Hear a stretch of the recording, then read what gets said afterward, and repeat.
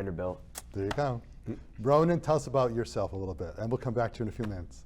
Hi, I'm Ronan Hanley. I've been going to the Boys and Girls Club since second grade, so not as long as Jake, but I've still been here, grown up here for almost 9 years now, I think 8 years. I've always loved the club because I've always loved sports. I've always been in the gym playing dodgeball and soccer and basketball. I'm currently a sophomore at Ridgefield High School, and I play soccer. And I used to play basketball, just quit this year, sadly. But hopefully be a captain soon on the team, looking to also make a run for states or FCX in the fall. And out of school, I like to drum. I like art and music. And yeah, hopefully going to be a staff one day here too. That's terrific. By the way, even the old guys go to the Boys and Girls Club, because until I stopped playing after COVID, every Friday afternoon from 12:30 to 2, we could have used your help at that point in time. We go to Ronan now, and then we'll come back to you for some more questions. Ronan, tell us about your experience in being interviewed, et cetera. And you got the Junior Award, is that correct? Yeah. Is it called the Junior Award? Junior Youth of the Year. Okay, and you're a sophomore, so that's the first step. How did it feel to apply for that, and what was it like to give your speech? Applying for it it was really like stepping forward and taking this responsibility, like putting myself out there. And since the Boys and Girls Club is such a strong part of the community, like being able to try and get this award and eventually earning it really felt like it connected me with everyone around me, because it's such an important role model position to be able to have these younger kids looking up to you and winning such a high award at the club. And in terms of the whole process, I was initially pretty nervous for the interview, but these guys always do a great job hyping us up and preparing us. So we had tons of practice. We were meeting each other weeknights, practicing, doing our speeches and everything. And by the time of the interview, I wasn't that nervous because all the staff, like Mike and Jeff and everyone, they're always hyping me up. And yeah, I felt pretty good going into it. I always had butterflies in my stomach on every trial I've ever done, every show I've ever done. And my theory is if you don't have butterflies, then you're not prepared. Butterflies are a good thing. It's how you handle the butterflies that's important. Tell me one of your stories from the Boys Club, Ronan, that you want to tell us about. I think my favorite story was back when I was first couple years at the club, I was still a bit of a crybaby back in elementary school. So when I would lose a gym game, I think it was flag football and our team didn't do so well. I think it was the final back in third grade. And I just started crying, ran over to the corner. I was super upset.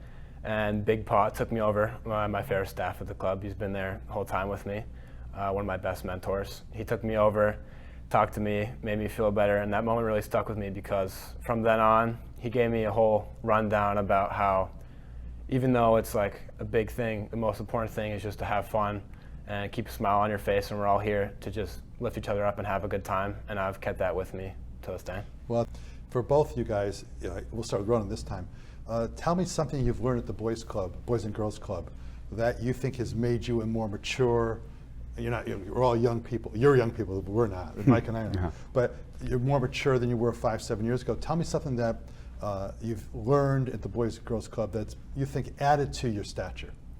I think the emphasis at the Boys and Girls Club on trying to have fun with everyone and trying to branch out into doing different things.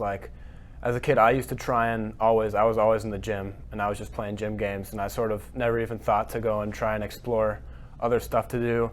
I wasn't too into homework, wasn't too into art or anything when I was a little kid, but the staff sort of nudged me over, try this, try that. And I realized that life is more about balance than it is about, you have to step out of your comfort zone sometimes to realize that that thing that you haven't tried yet is really something you're gonna love. And from that, I've developed some of the things I do every day now. First times I started drawing was down in the art room. Would have never done that if the staff never sort of told me hey, go try this out, instead of staying in the gym eating snacks and stuff all day. That's a good lesson you learn, because even as you get to be an adult, in your 30s and 40s, et cetera, people often stay in their comfort zones. And it's important to, from my perspective, to be open-minded to things and do things that are not easy for you. And as for you, Ronan, what are your plans for next year? You're going to be a junior next year, rising junior. What do you see about what you want to do to try to increase your devotion to and work at the Boys and Girls Club? Any thoughts about that for next year? Yeah, I think obviously junior year workload increases, so I got to be more scheduled, be more on time with my work, but I'm still going to try and make as much time as I can. Come in at least a couple of times a week. Of course, over the summer, I'm going to be part of the junior staff program at the summer camp. Last year, I was LIT, a leader in training, and be working with the elementary school age groups, I think group 2, second and third graders. Hope to be as involved in that as I can. Every day I can in the summer, coming by much hours as I can. It's great to, especially in the summer, that's my favorite time of the year, to try and get some time in hanging out with the club kids. I want to thank Michael for the great job you and your gentlemen who work with you do to these 2 young men who are such credits to our community, to our school system, to the athletic teams, and to the Ridgefield Boys and Girls Club. I want to thank you guys both very, very much. I'm sorry I had to postpone the last show, but I had to go to a law event that came suddenly. But I want to thank you very much, and it's been an honor and a privilege to have you 3 folks and the 2 guys in the background to be here today. And the Ridgefield Boys and Girls Club deserves a clap of the hands. This has been Bob Optozner on the Bobby O Show, telling you there'll be a second show in a few months with this same Ridgefield Boys and Girls Club talking about their future plans. Thank you very much, folks. Enjoy your day.